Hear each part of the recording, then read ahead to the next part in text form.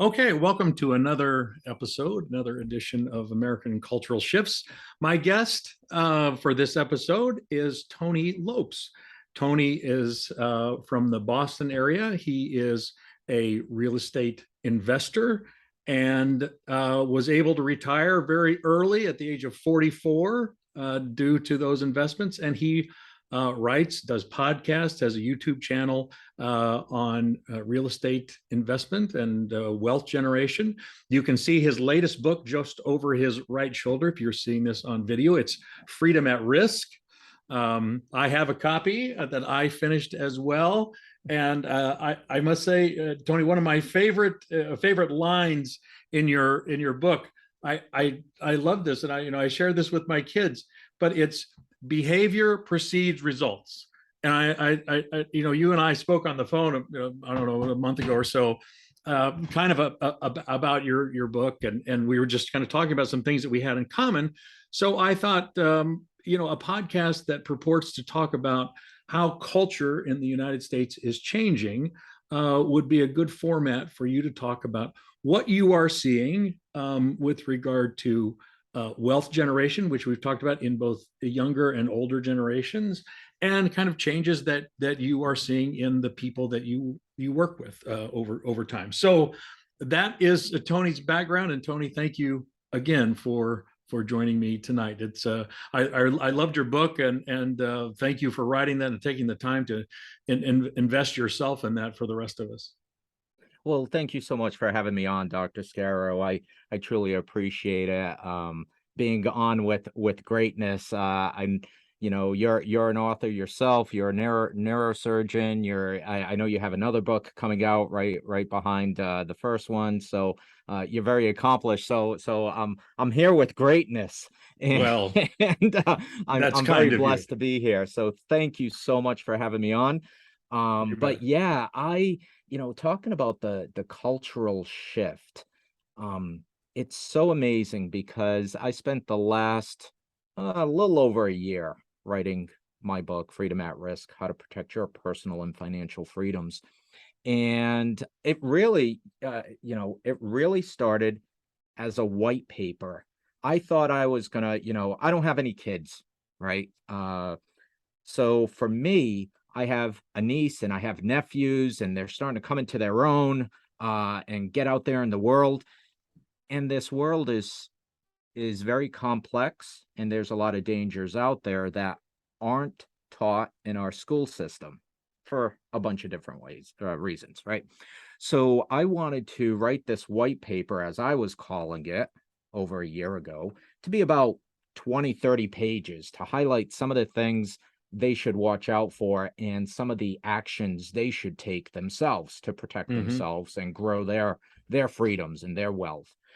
And so I started writing this white paper, and then before I knew it, really, I was a couple of months in, and I was at like 30,000 words, and I realized this is no more of a white paper. This is actually a book, and I had to Mm-hmm. shift gears and get editors and get other people involved because I was doing this story, this white paper that's become a book. I was doing it out of love for my family, to make sure that they were going to be successful.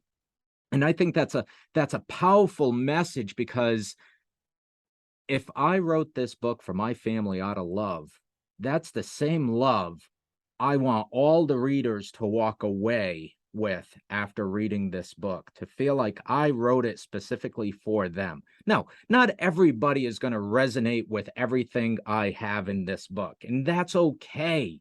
My goal was to put enough in the book such that they could relate to, most of it, I believe, and then also walk away with, you know, so many different ideas on things they can take action on to be able to protect their freedoms and then, grow their wealth and be successful in their own right, whatever that means to them, right? I didn't want it to be overpowering in terms of my story, and you have to do it like I did to be able to retire at Sure. 44. I wanted to give a lot of different examples because not everybody, would resonate with the way that I did it. So I think people are going to get a lot out of the book. And it's unfortunate that um as I share with folks, I have such a passion for this to help the next generation understand what's going on. And what I'm finding more and more is as I have these types of conversations, what I'm realizing is there's parents out there who have kids who care so much less than I do about some of these things.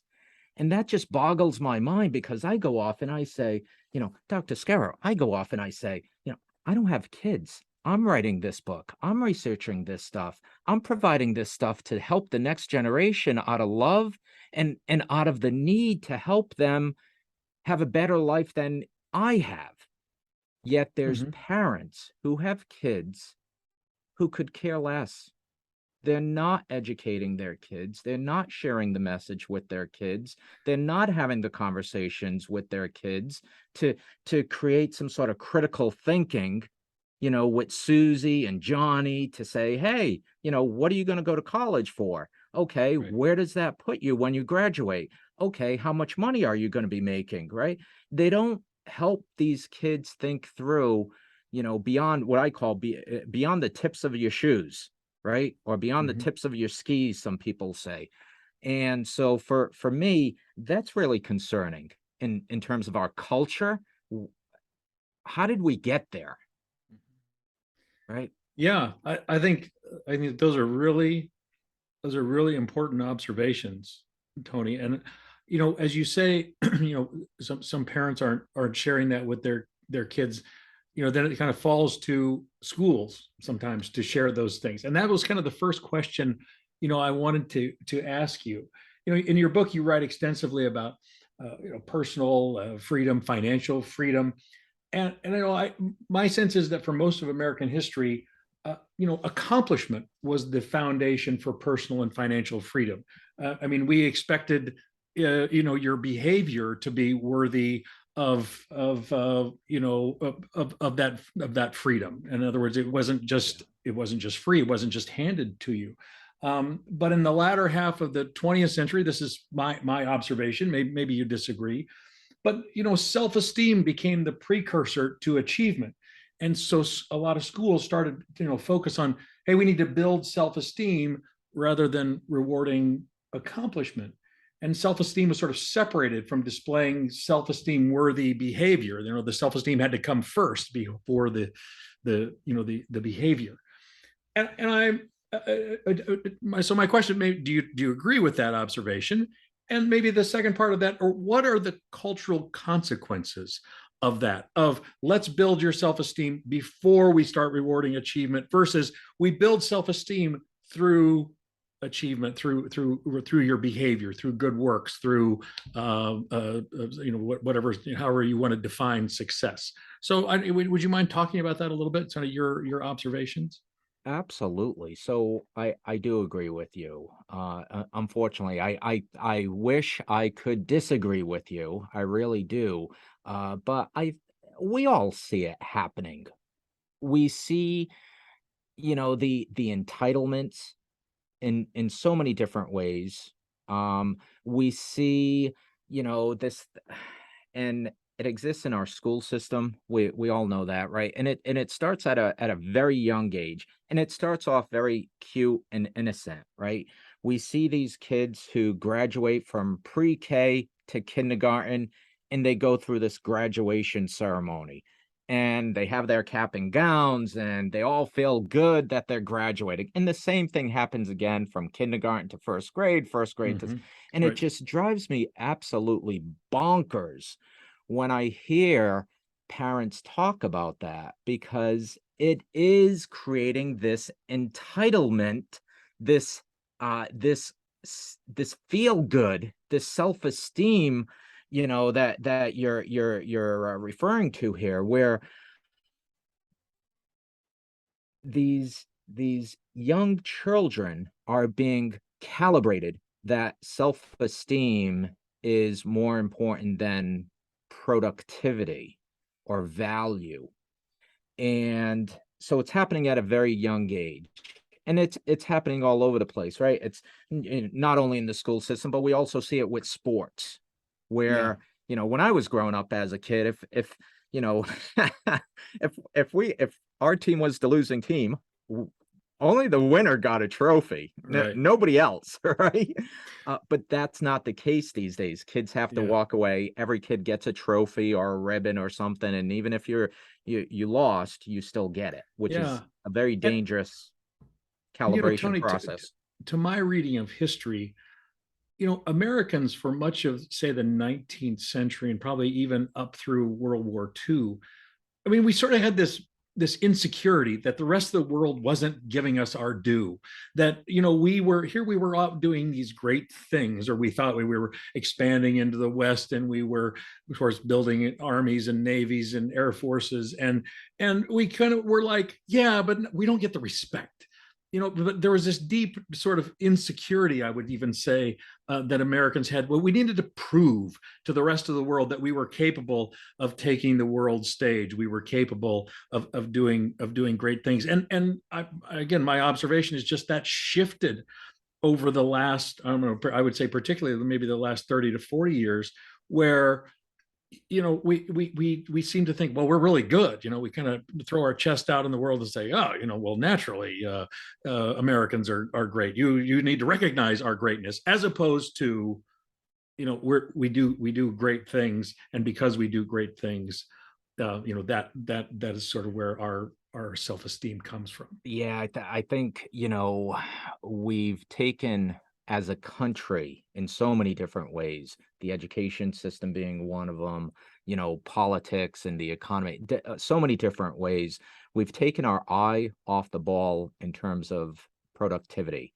You Yeah. speak of it in terms of, years gone by, we puffed out our chests. We wanted to prove to the rest of the world that we could build the best warships, that we could build, the best factories, we could build the best cars and muscle cars, and everybody wanted those across the globe, right? We did great things in the name of productivity, things that were of value, right? Yeah. And Yeah. we've lost that, right? So now we have, and just a simple example that so many of us can relate to, of, we so many people waste time on their phones playing games, right? And it's such an easy thing for them to do, and it's just a time waster. Instead of focusing on productivity and doing great things for yourself, looking at, different, how do I plan for retirement? Maybe I should create a budget for myself, right? Maybe I Mm. should go outside and plant a garden so I have some fresh vegetables. None of those things are being done because they're inside with their technology, with their devices, playing on social media, which, to the to a vast degree, is unproductive. And then also playing games on their phones or their terminals, right? I go into some of my tenants' apartments, and man, the setup they have to play games, with the special chair, the gaming chair with the joystick built into the armrest, and the monitors they have set up, and the headsets, you know, all of their money has gone into creating that environment for them to feel good, like we were just talking about, right? The self-esteem of feeling good. I can go in there and I can, you know, distract myself from the what I had to put up with during the day at work. Now I can come home Right. and go to this virtual reality of make believe and feel good about myself. But in the meantime, they're being so unproductive for their future. And Right. that's destroying this country, unfortunately. Yeah. Yeah. I agree with what you're saying. I think, well, there has been a shift in that regard. And Yeah. yeah, the culture has changed in what it rewards and what it values. you know I'm always struck at the name influencer. Like, I mean, I meet people all the time. I'm sure you do too. I say, what do you do? And they go, well, I'm an influencer. And I mean, this is a generational thing for me, but I mean, is that a marketing person? What is that is exactly? Well, no, I influence what other people want to do. And maybe that's on me, that I need to catch up and understand, how this works. But like you say, to compare that to a mindset of, we build great cars, we build great plants, we build great technology, and we export it, and we generate wealth that way. It's a different, it's a different mindset, at least for me anyway. I Yeah, wanted to and I wanted to pick up. Oh, go ahead. oh no, I was just going to bring up, sometimes, I trade paint, to use a car racing metaphor. I trade paint with individuals on the immigration policy, and we have, all these illegal immigrants Yeah. coming across the border, and that needs to be fixed in terms of creating a better process for that, a vetting process for that to happen. Because obviously we don't want gang members or harmful people in this country. So we gotta create a better process. But aside from that, I do see immigration into this country as one of the potential saving graces in terms of folks coming into this country that have been in horrible situations and now come into this country and see through the eyes of such opportunity that exists in this country and do good for themselves, right? Whether they do go to school and they learn a trade that adds value to the population, or they start their own business, or they start investing in real estate, buying crappy properties and turning them into gems, right? But they come with hard work. Many of them come with hard work behind them, right? That are wanting to do good for themselves and for their families. Yeah. They're not all, bad people, as sometimes the media likes to kind of pull on those strings. So if we can somehow fix that policy issue there, and if the immigrants actually do what I believe they're going to do great things in this country in terms of being very productive for themselves and for their families. I think that's going to make a lot of Americans wake up to the fact that they need to start changing their tune, and they too need to start doing some productive things for Yeah. themselves. And So, Tony, I would argue we need those immigrants. Gen Z, this last generation to kind of come into the workforce is the smallest generation yet. We need young people that are that go through those prime consuming years when they're buying houses and cars and baby carriers and all those things that go along with being in your 20s and 30s. If we don't have that, we're really in trouble, and much like other countries are experiencing right now. Demographically, places like, well, most of Europe, China, Russia, they just got such a small, demographic in their 20s and 30s. So we need that. And yeah. I wanted to pick up on something you said about real estate, because you're a real estate investor. You understand the role that home ownership has played in increasing wealth, and particularly in the middle class.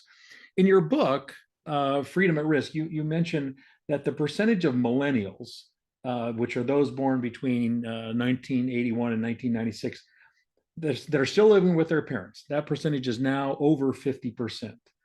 And in 1989, I just looked this up the other day. In 1989, when the average baby boomer was 35, their generation owned 21% of all the wealth.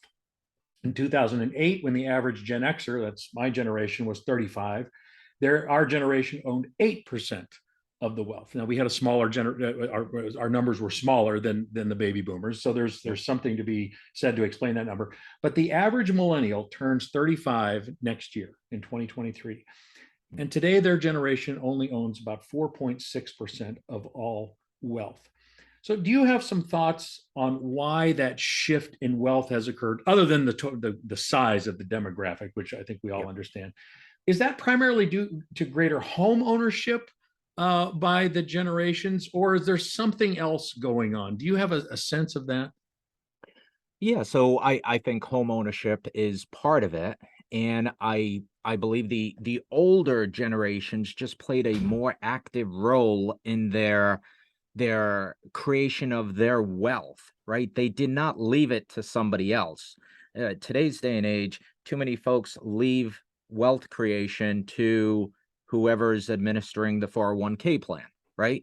I can tell you for a fact, my parents, they were immigrants, right? They came from Portugal, right?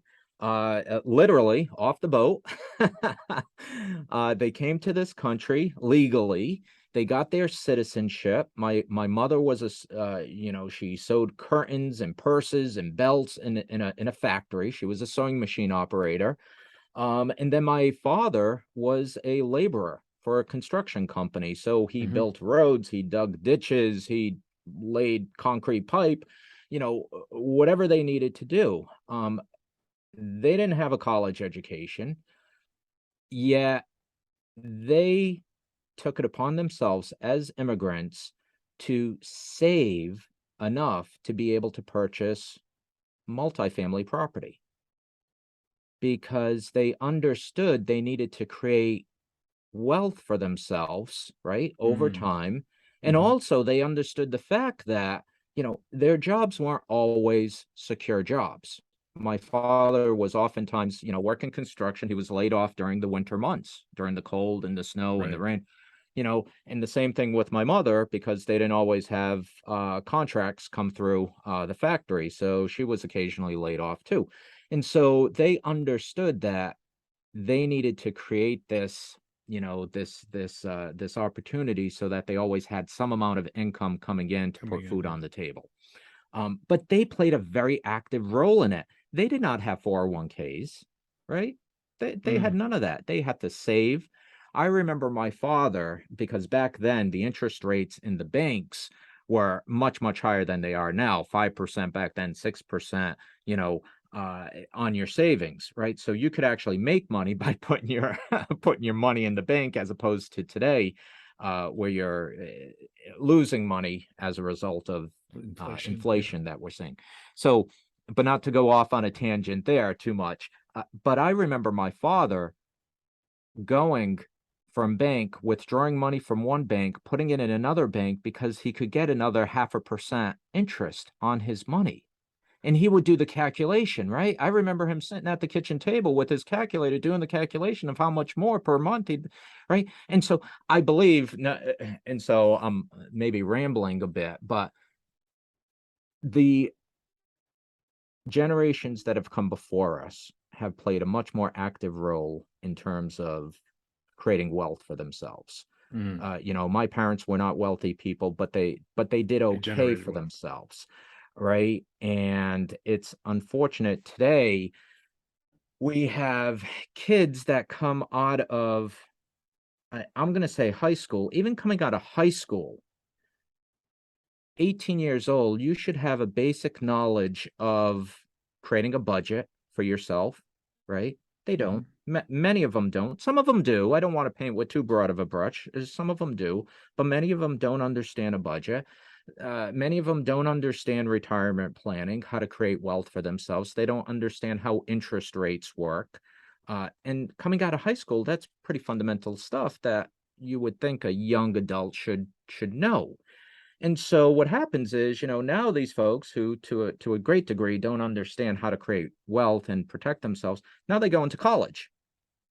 And as we all know, college is a very expensive thing. And what do we do, or what does society do? Society gives them $100,000 loan. Now, I'm a businessman, you're a businessman. Would you go off and give $100,000 loan to somebody who has no idea on rate of returns, no idea on what they're going to be doing in 4 years and whether they're going to be paying that off? We've created such a cluster in terms of giving young people money that we're expecting them to pay back on in 4 years. And so now they get out of college having never gone through that exercise of budgeting and understanding what they're going to be doing for work and how much of their income is going to need to go towards paying for that student loan. Now they're stuck in this quagmire as young adults, 24 years old, some amount of their income is going back to paying that loan. And so now Sure. they can't buy a home, which is one of those big nuggets you and I know over time appreciates and creates wealth for ourselves. Now these young people, they're paying off student loans that they Yeah. were never really educated on, as opposed to that money going towards a down payment or monthly mortgage payments on a house that over the long term is going to create some real wealth for them. So Yeah. there's so many different dynamics going on, and you know, aside from that, some of these young adults have seen their parents go through the struggles of recent recessions that we've had more of, right? The recession of the 2000s, right? The recession of 2008, right? The global financial crisis, the recent recession during the pandemic, right? And some of these young adults are looking at it and they're saying, gee, it sounds like having a mortgage and having a house is a problem. I'm not sure I want to have a Yeah. house, right? Because they've seen the struggles their parents have gone through, either going through foreclosure or hearing it on the news, right? The Sure. media.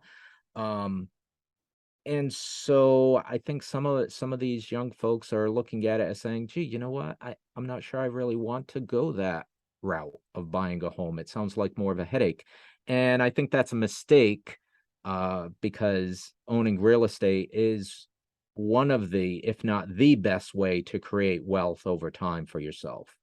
So, I wanted to kind of take off from there, Tony, because so that's a very important bifurcation as the wealth gap, as it's called, opens up, and you get more. You get one cluster of people that have a lot of wealth, and then a large cluster of people that have almost no wealth, and that is a pretty scary historical um, a dynamic going on, because Tony, when you have that, that's the stuff of revolution, and so they say, you either find a way to redistribute the wealth with legislation, or you revolution redistributes the poverty. That is Yeah. that's sort of how it works. And so, I think one of the things that I am seeing or sensing is that for that group that's building wealth, they're spending a lot of money on education. Now, not just, I'm not talking about formal education and so forth. Yeah. That's happening, but there's also money spent on self-education. So it's courses and books and teaching yourself some important things about not just protecting that wealth, but growing that wealth. So my question for you is, as that bifurcation starts to, I mean, it's worse now than it was 10 years ago. It's certainly worse than it was 30 years ago. What kinds of social or economic problems do you think that creates? Or maybe does it solve some things? What is your take on that? Well, that's a very complex issue, but my short sound bite on that would be that's a problem for both the wealthy as well as the poor, right? And what I mean by that is, and why the wealthy keep working on their self-education piece is because we need to continuously educate ourselves on how laws are changing and Mm, use those laws in our favor to help us, maintain our wealth, right? And not lose it through taxation, right? I was just having this conversation with somebody earlier today relative to where this country is headed and potentially how, and there's so many different ways that, it might happen is, we talk about Social Security being in a funding mhm. issue, right? Where it might go Yeah. bankrupt in 2034, 2035. And so with Social Security, there may come a day in the near future, right? We're 2022 now. In 2030, there may be a time where, you may get a form to apply for Social Security and they may say, show me all your assets. And if you Mm. have a 401k, if you have equity in your home, if you have money in the bank, right? They may look at you, Social Security may look at you and say, oh, yeah, you have assets, you have enough to live on. We're going to give you the bare minimum, which who knows what that's going to be. Maybe that's $200, whereas you might have been expecting, $2,000 or $3,000 from Social Security, right? But Social Security may come to the point, right, that socialism type system, and they will decide based on your assets what you get. Mm. So for somebody who thinks they're wealthy today because they have a 401k and they have assets, they have, equity in their home, and they think, oh, the retirement's going to be great. I'm going to get an additional $2,000 from Social Security.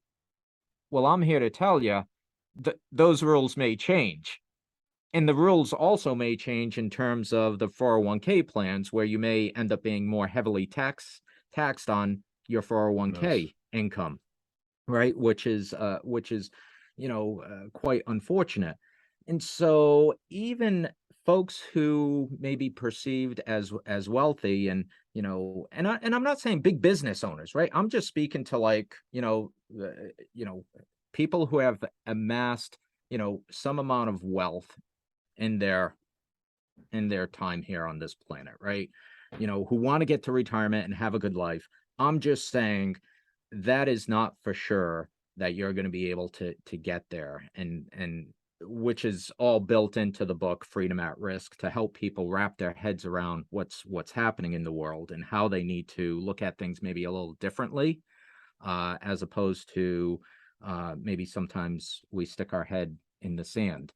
So I think I think there's a problem there for the wealthy, and why self-education keeps on Hmm. keeping on, because that's important for the wealthy to understand these dynamics and protect themselves. The problem is the poor, they're not educating themselves. And why folks like me and you and others are out there beating the drum to say, guys, we have to educate ourselves. We have to figure things out, because what happens there is then we go deeper into the socialism route of, now the government's going to be handing out, Yeah.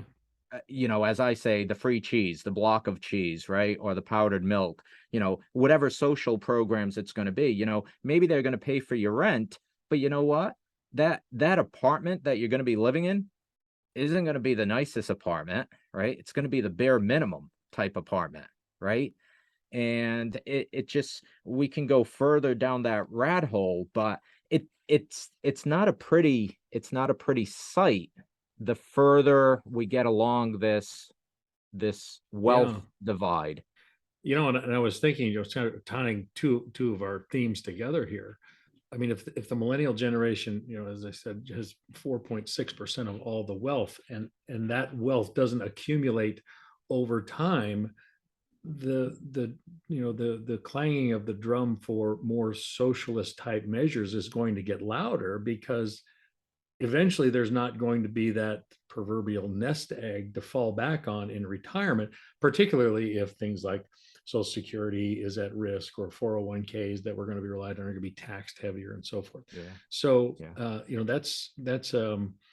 that's an important social issue, I think. Well, right now we look at Social Security, and not to make this a Social Security conversation, because you can look at all the programs, and again start to ask yourself those second order questions, those third order questions. But let's do it with Social Security, right? So what we're seeing right now is inflation, right? Over the last two Sure. years, take hold.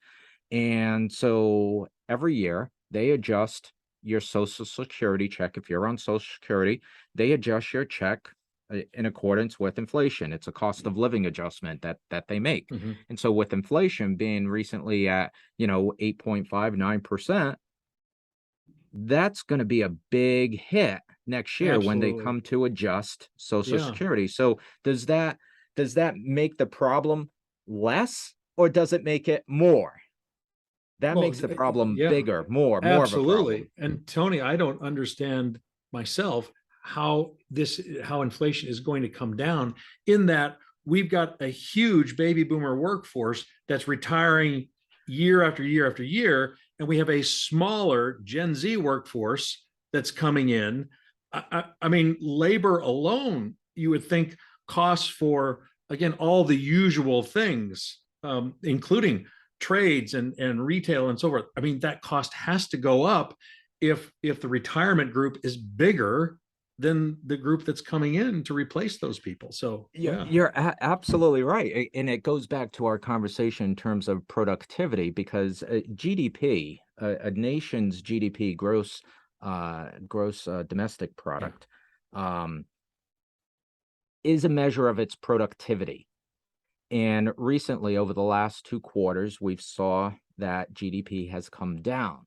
Mhm. And just recently, President Biden came out and said, "Oh, in July it's leveled off. We haven't lost any productivity." But when you actually look at the GDP numbers, what you actually see is that over time, the percentage of government spending as a portion of GDP that's accounted for in the GDP numbers over time, that has ballooned to 30 to 34% of GDP, whereas in the past it was in the teens or 20% of GDP. It is now 30 to 34% of GDP. So that's more government spending into the economy to keep productivity up. What if the government stopped spending? GDP would be in the gutter. It's a disaster. It would be a disaster. As you say that, Tony, it also strikes me that that is one of the reasons that we have become a country that every election cycle, it is all or nothing. I mean, we are ready to rip each other's throats out, but it's in part, I don't want to oversimplify it, but in part because so much money is at stake, and where that money flows to, of course, depends on the politics, and winning, being on the winning side of the political battle, then becomes more important because so much money is at stake. So I hadn't kind of put that together before, but that's a really good point. And it's when I describe my book and kind of how it's laid out, I describe it as the first part of it really helps folks understand three things: people, propaganda, profits. It really revolves around those three things: people, propaganda, and profits. Now, people can be, individuals, they can be politicians, people, right? But it can also be institutions, right? Like an educational institution could be perceived as a person, and sometimes in legal documents, they are referred to as person. And also, businesses, the same case, big pharma, the same case. There's a tremendous amount of propaganda that is put out by those people in the broad sense, an amazing amount of propaganda that is put out to create profits for themselves, whether it's big pharma, whether it's the education systems, whether it's politicians. And politicians, profit may come in the form of votes, right? That may be their profit, right? To be able to win more votes, right? And all these things are, we can talk about, we're talking about earlier, student loans and how that's, impacting young people, young adults from potentially purchasing homes and creating wealth for themselves, right? Some of these things are being weaponized by, in this case on student loans, being weaponized by politicians who say, let's cancel student loans. Well, why are they doing that? Are they doing that because they truly believe that's the thing to do? Or are they doing that because they're using it as a lever to get more votes in the next cycle, right? You look at somebody like President Biden, and I'm just going to pick on him. I don't have a slant either way. I think they're all, corrupt to varying degrees. But I look at somebody like a President Biden who's been in office for 40 some odd years, and all of a sudden he wants to fix the student loan system. And, I say, well, why now? Why haven't you worked on this before? Right.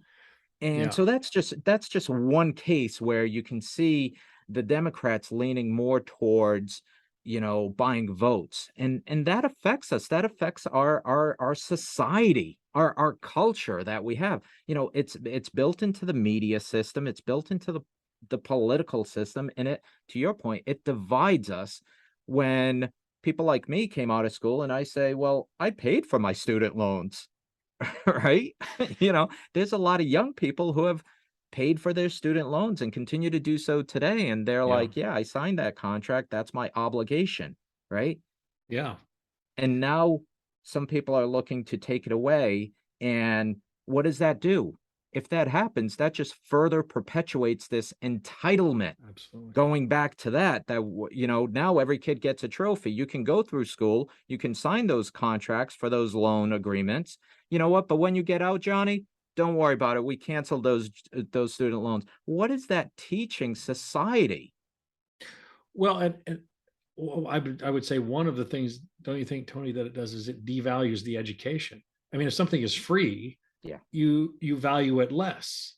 yeah, And I would also be on the first bandwagon to say I think educational inflation has been outrageous over the last 30 years. I mean, the cost of education is probably rivaled only by healthcare costs, which that's my industry, and I also think that that's scandalous how yeah. horribly expensive that's been.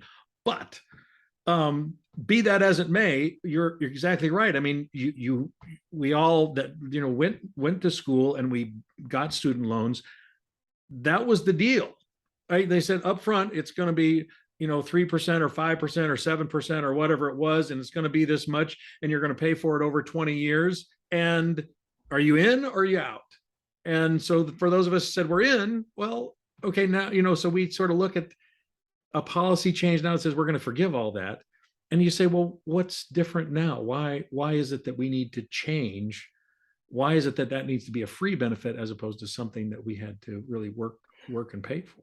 Yeah, and these are all the things that has, our mindset has changed over time. It happens slowly. These things don't happen over weeks or even months. This happens over decades, where our mindset has been altered in how we are thought to think about things. And Mm-hmm. and as I say, I think we've really eroded as a nation, as a society, as a culture. We've eroded our critical thinking skills, right? Mm. Because what we're doing here, Dr. Scarrow, we're just riffing back and forth, you and I, but we're exercising our critical thinking skills. Hey, this affects that and that affects this. And we're just kind of thinking it through and trying to, I don't have to agree with you. You don't have to agree with me. We're just trying to stretch our Right. brains and wrap our heads around this.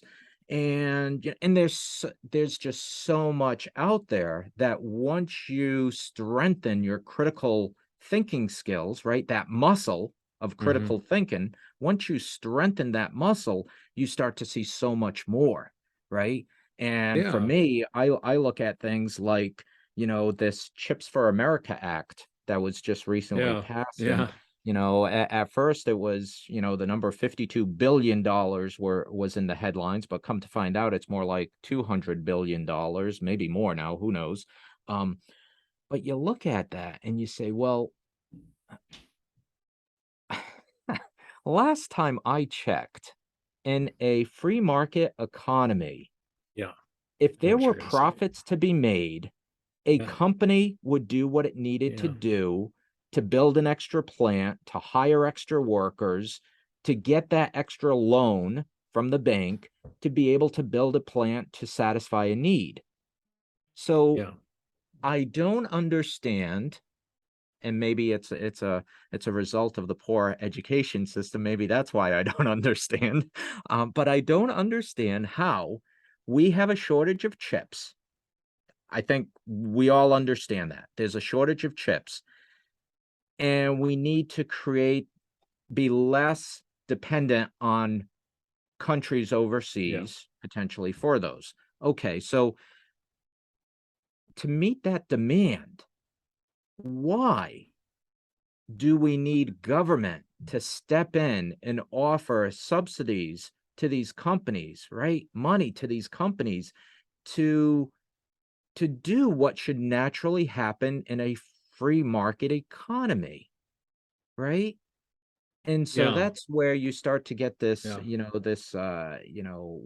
create this, um, society, or this, this socialist society, this nationalistic society where the government determines who wins and who loses, whether Yeah. it's wealthy people who are going to pay through the nose in extra taxes on their 401k, or not get as much in social security because they worked very hard during their lives and now they have too much to collect in social Yeah. security, right? So the government's going to decide, and now the government's also deciding who wins and who loses in terms of what companies get subsidies.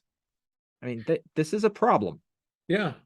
So, well, this leads to sort of maybe the question, well, I wanted to end on, because so I read in your book that you have this dual citizenship as a means of giving you some options should, I presume, the stability of the U.S. should falter. And I suppose that is that Portugal that you have dual citizenship. Yeah. Correct. Okay. So I mean, we've been talking about this for the last what hour or 50 minutes or so, Tony. About, I mean, there are some big concerns that I think all of us have. Certainly, you and I have expressed it about how does this all end well, or how do we at least take the next step historically that maintains, I think you would say, your financial and personal freedom.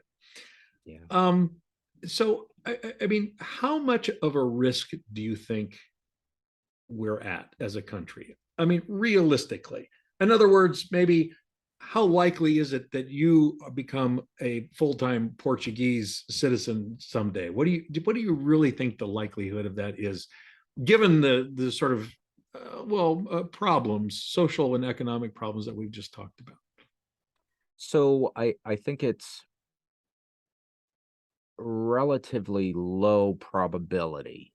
However, that probability is increasing each and every day. So for me, I look at it and I say, I want to maintain a certain quality of life, and I want to be able to do the things. Again, I have no kids. I can travel freely. Mhm. I can pick up and go settle someplace else. So I'm very mobile.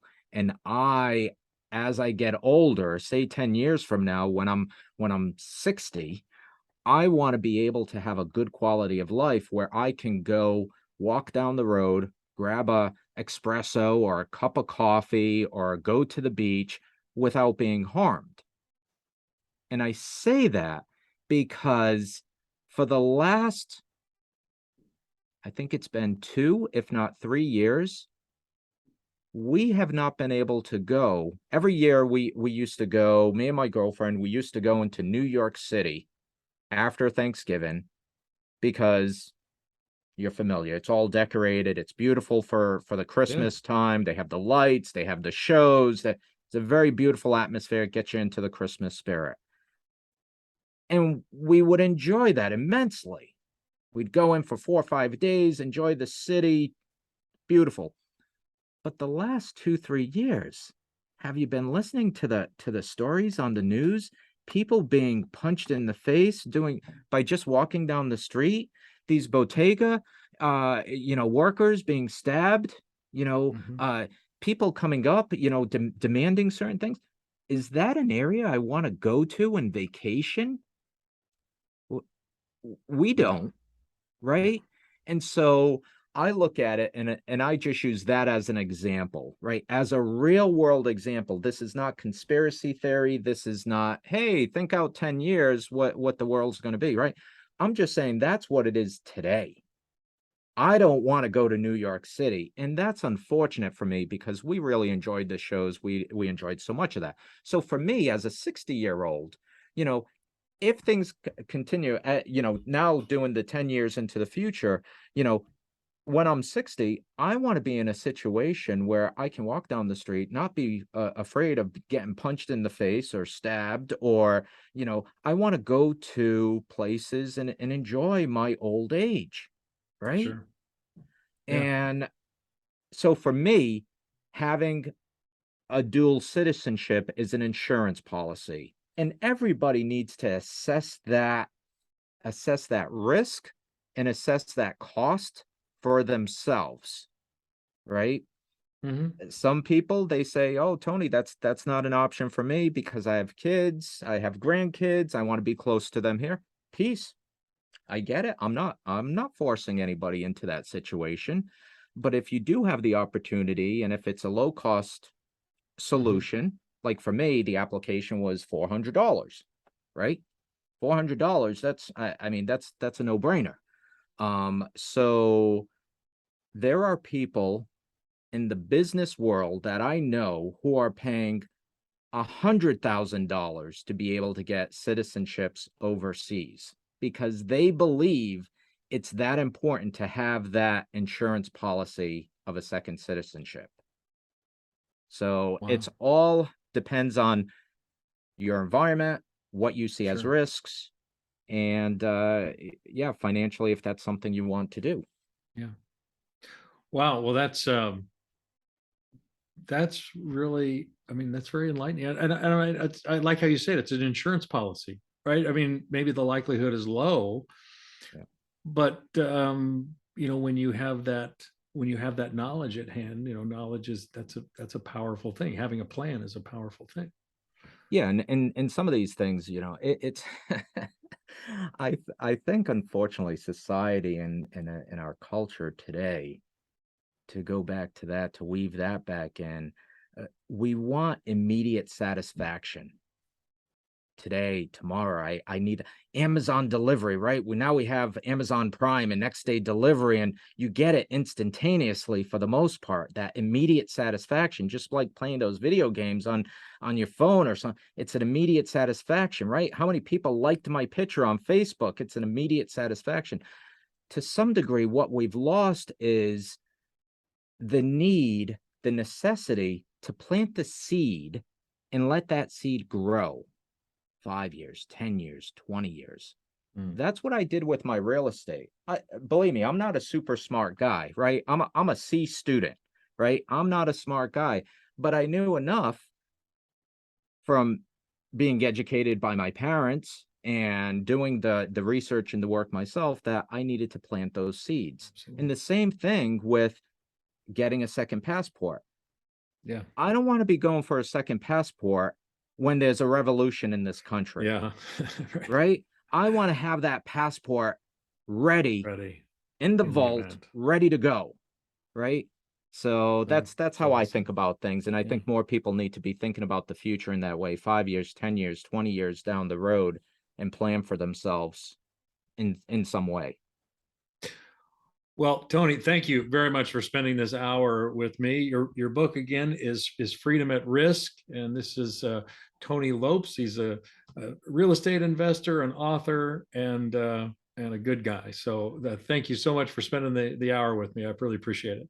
Thank you for having me on, Dr. Scarrow. I All appreciate right, the time. you bet. Okay, All righty. Bye-bye. bye bye.